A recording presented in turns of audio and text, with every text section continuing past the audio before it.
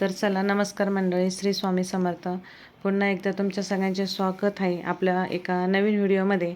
आणि आजचा व्हिडिओ असा आहे की आमच्या छोट्या आयुषला त्याच्या शाळेतून सांगितलं आहे एखाद्या कोणत्या तरी टॉपिकवर प्रोजेक्ट बनवून आणायला.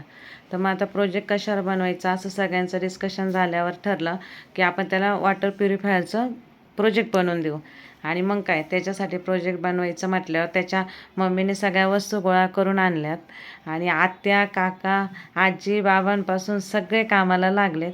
आणि सोबत आयुष पण बघू राहिला आहे की आता काय काय कसं कसं बनवत आहे, म्हणजे नेक्स्ट टाइम तो हे सगळे प्रयोग करायला तयार. वो मतलब घर की तकनीक से हम उसको फिल्टर कर सकते हैं, और जो फिल्टर हुआ पानी आप बॉईल करेंगे तो और डबल फिल्टर हो जाता है और वो पीने की योग्य होता है। ये बेसिक नॉलेज है। उसके बाद में हम ये प्रक्रिया कैसे करते हैं इसका मैं डेमोन्स्ट्रेशन आपको दे रहा हूँ। ओके, लेट जलती है नाही नाही, माझ्या होतं पण म्हटलं पहिलं सांगितलं पटतं की नाही पटत, मग थोडा वेळ गेला सांगू.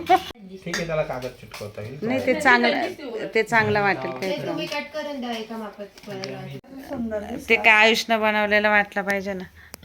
पण ते सगळे ती नेसकॅफेची ऍड नाही झाली पाहिजे ना. नाही त्याला ते स्टिकर काढून लावून लागेल. कशाला हो ते बनवताय का तुम्ही? मग टेस्ट करून बघायचं की नाही पाणी खरंच. आता काय लायटर वापरायचं का तरी? एवढी मेहनत पाण्यात.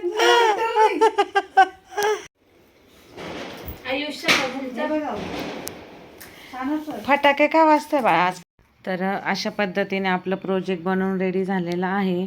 आणि त्याची मम्मी सकाळी आयुषला शाळेत गेला, तू प्रोजेक्टचा डेमो कसा देशील ते दाखवत आहे. आणि ते बघा, तो अशा पद्धतीने त्यात पाणी टाकणार आहे आणि मग ते पाणी कशा प्रकारे फिल्टर होऊन खाली येतं तर ते तो दाखवणार आहे. तर सकाळी आपण त्याची ट्रायल घेत होतो की आपण जे काही प्रोजेक्ट बनवले ते व्यवस्थित झालं आहे की नाही.